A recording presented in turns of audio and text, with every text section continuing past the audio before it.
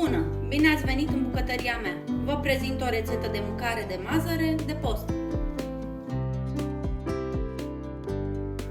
Pentru această rețetă vom folosi 900 de grame de mazăre congelată.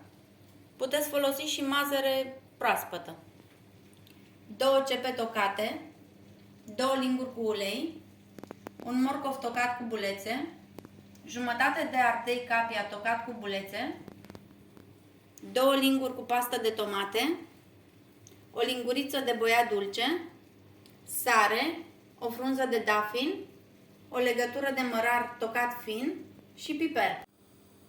Într-o cratiță încinsă pe aragaz punem uleiul. Adăugăm ceapa.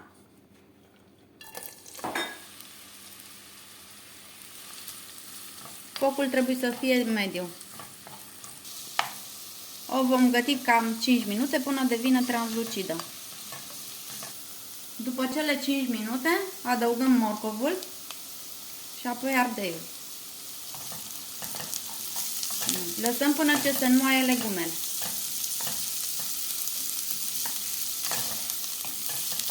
În jur de 2-3 minute. Amestecând din când în când. Legumele s-au înmuiat și acum adăugăm bulionul.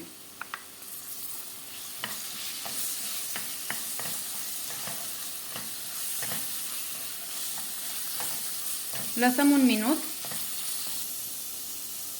și adăugăm mazărea. Punem peste mazăre apă fierbinte.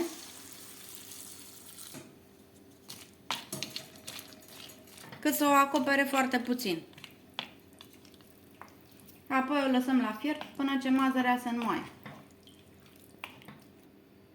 Adăugăm și frunza de dafin.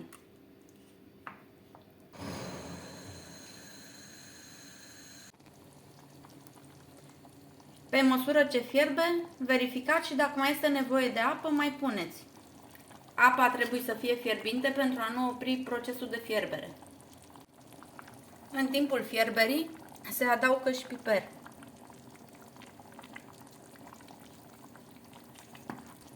Când începe să clopotească, se lasă să fiarbă la foc minim. Amestecând din când în când. În timpul fierberii se adaugă și boiaua.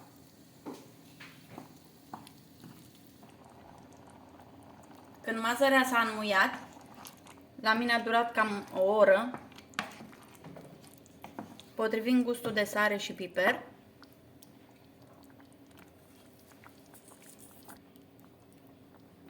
adăugăm mărarul,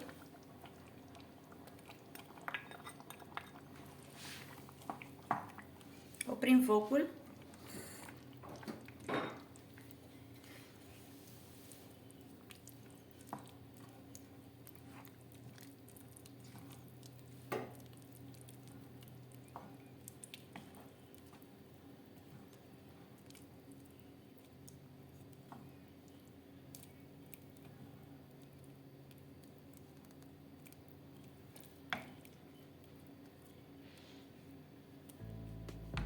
acoperim cratița și mai lăsăm 10 minute. Mă bucur că ați urmărit rețeta mea. Dacă v-a plăcut, dați vă rog un like și abonați-vă la canalul meu.